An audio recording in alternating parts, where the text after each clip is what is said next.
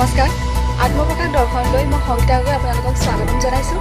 চাওঁ হওক হাততে সংবাদ। তেজপুৰ ঘোঁৰামাৰীৰ ব্যতিক্ৰম কলেজ ডাক্তৰ নবীন বৰদলৈ মহাবিদ্যালয়ত নামভৰ্তি। ৰাজ্যত সাপ্তাহিক লকডাউন আৰম্ভ। মৎস্য সাংঘ আইনৰ সময় সলনি। কংগ্ৰেছ ভ্ৰমণত শ্বহীদ সন্মান দিৱস। তেজপুৰ ঘোঁৰামাৰীৰ এখন ব্যতিক্ৰম কলেজ। চহৰৰ পৰা 10 কিলোমিটাৰ নিলগত অৱস্থিত কলেজখনৰ নাম ছেইণ্ট জেভিয়াৰ্ছ কলেজ। সদ্য ঘোষিত উচ্চতৰ মাধ্যমিক চূড়ান্ত পৰীক্ষাত কলেজখনৰ পৰা দুগৰাকীয়ে ষ্টাৰ 31 গৰাকীয়ে লেটাৰ নম্বৰ লৈ উত্তীৰ্ণ হৈছে। প্ৰথম বিভাগত 21 গৰাকী, 53 গৰাকী দ্বিতীয় বিভাগত আৰু 69 গৰাকী তৃতীয় বিভাগত উত্তীৰ্ণ হৈছে। কলেজখনত আছে উত্তৰ পূৰ্বাঞ্চলৰ কেওখন ৰাজ্যৰ শিক্ষাৰ্থী। এই ছেইণ্ট জেভিয়াৰ কলেজত নামভৰ্তিৰ বাবে পাৰদৰ্শিতাক প্ৰাধান্য দিয়া নহয়। তৃতীয় বিভাগত উত্তীৰ্ণ ছাত্ৰ ছাত্ৰীক বিশেষ সুবিধা প্ৰদানেৰে শিক্ষক শিক্ষয়িত্ৰীয়ে পাৰদৰ্শীকৈ গঢ়ি তোলে। পৰিস্থিতি নিৰ্ভৰশীল বহু পৰিয়ালৰ সন্তান এই কলেজত পঢ়ি উপকৃত হৈছে।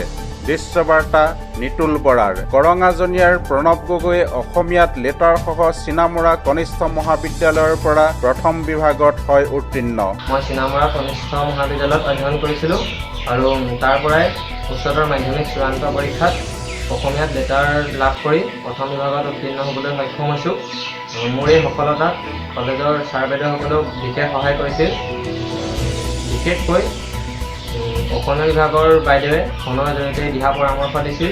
নআলি ঢেকীয়াজুলি ডাক্তৰ নবীন বৰদলৈ মহাবিদ্যালয়ত 2020-21 শিক্ষাবৰ্ষৰ প্ৰথম ষান্মাসিকৰ সন্মান বিষয়ত অনলাইন যোগে নামভৰ্তিৰ প্ৰক্ৰিয়া চলিছে। আবেদনৰ এই লিংক 25 জুনৰ পৰা উপলব্ধ হৈছে। অনলাইন আবেদন কৰিব পাৰিব 7 জুলাইলৈকে। এই তিনিটা ভ্ৰাম্যভাষ সংখ্যাত যোগাযোগ কৰিব পাৰিব বুলি মুৰব্বী অধ্যাপক ৰাণাজিৎ গগৈয়ে জনাইছে। বাতৰি সম্প্ৰচাৰ হৈছে মুখ্য সম্পাদক বিনোদ গগৈ আৰু প্ৰযুক্তি সম্পাদক ধীৰাজ বৰুৱাৰ সম্পাদনাত। আগবাঢ়িছোঁ পৰৱৰ্তী বাতৰি।